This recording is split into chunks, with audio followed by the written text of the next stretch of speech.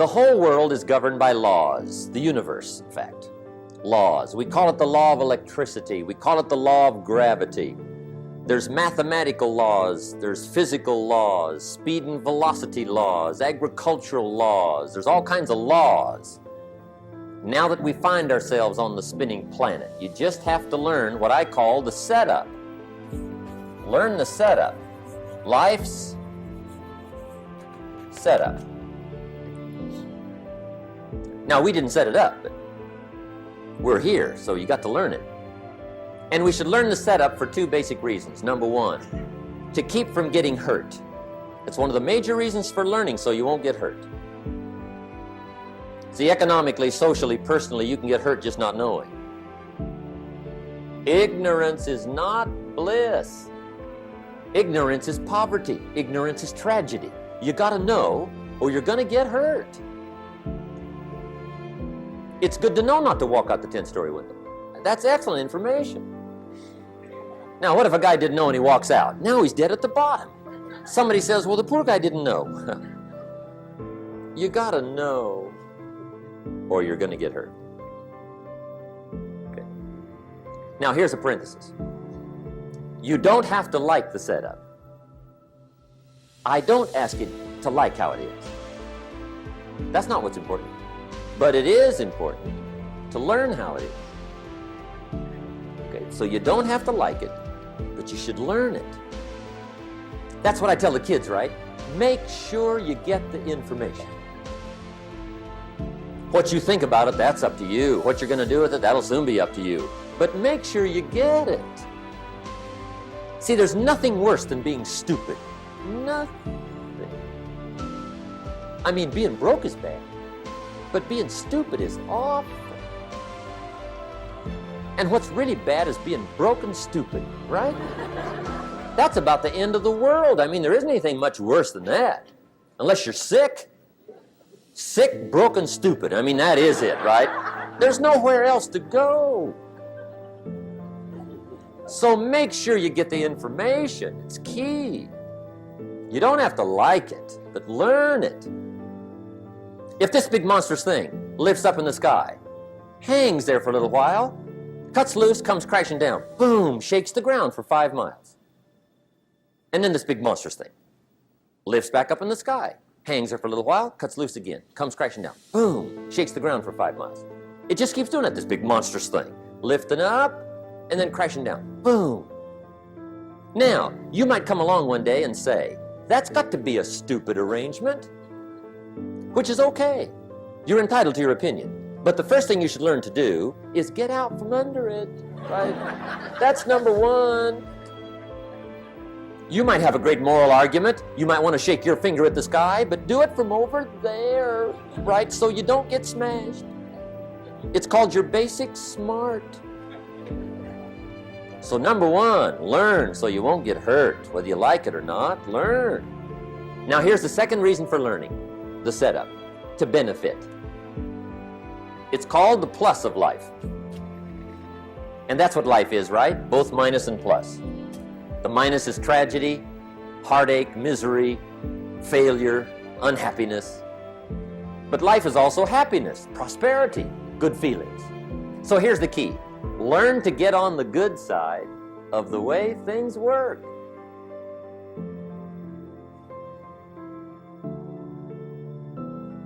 Now here's two of the basic laws, and we'll take our break. Shof taught me these. They come from the Bible. Now again, I'm an amateur, okay? When it comes to the Bible, I'm not a pro. So you'll sort of have to take my way of putting it. But here they are. The first one is the law of use. The law of use. And it goes something like this. Whatever you don't use, you lose. Lack of use causes loss.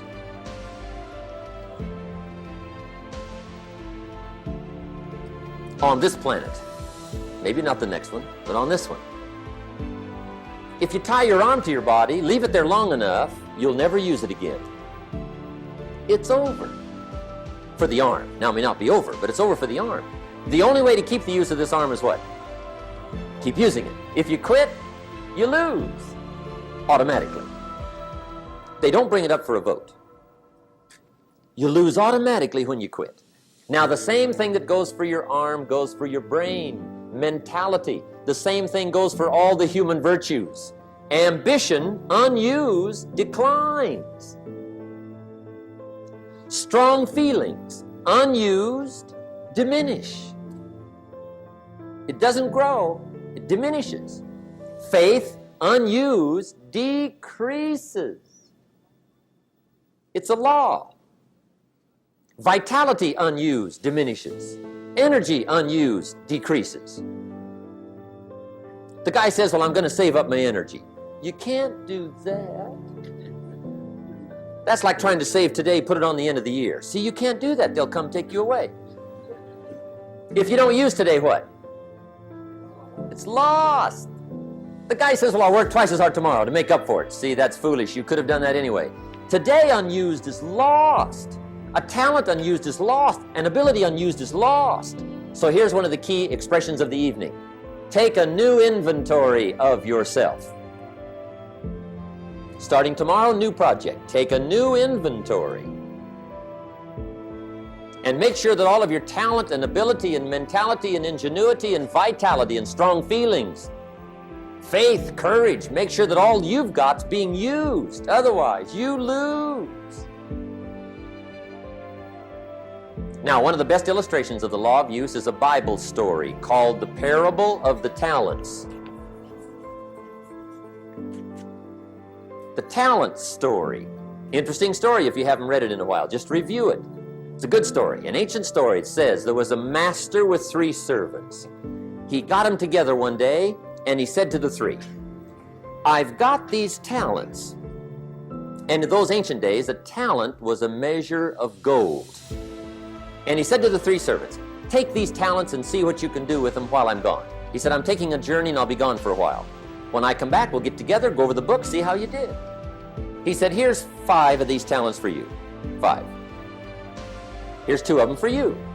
2. And here's 1 for you. 1. The master said, take those talents, see what you can do with them. When I come back, we'll get together, we'll go over it all. The servant said, okay, master takes off. According to the ancient story, the master comes back from his trip. When he gets back, he gets the 3 servants together, and as he said he would, he asks, how did it go with those talents? You were 5. What happened? That servant said, well, I took the 5 talents you gave me, and I put them to work. A little shaky at first, but he said things finally got rolling, and he said, I poured it on. And he said, my talents grew to 7, 8, 9, 10. He said, I doubled my talents from 5 to 10. Books will show. Master said, one heck of a job. Or something like that. He said, I gave you 2 talents. What happened? That servant said about the same thing happened to me. I put those 2 talents to work, poured it on. They grew to 3 and then to 4. He said, I doubled my talents from 2 to 4. Books will show. Master said, well done. He said, I gave you 1 talent. What happened? That servant said, well, I took the talents you gave me and I carefully wrapped it and I dug a hole and buried it. And camouflaged it, I suppose, right? So nobody would steal it. And he said, fortunately, nobody got it. And he said, I knew you were going to be here today, so I dug it up. Here it is, safely wrapped. I did not lose it while you were gone. According to the ancient story, the master said, take that talent away from him and give it to the man that's got 10. Now you might say, well, I don't like that arrangement. The poor guy's only got 1 talent. He's already got 10. It ought to be more even. Remember, I didn't ask you to like it. But this one I would ask you to learn, because it simply means whatever you do not employ, you forfeit.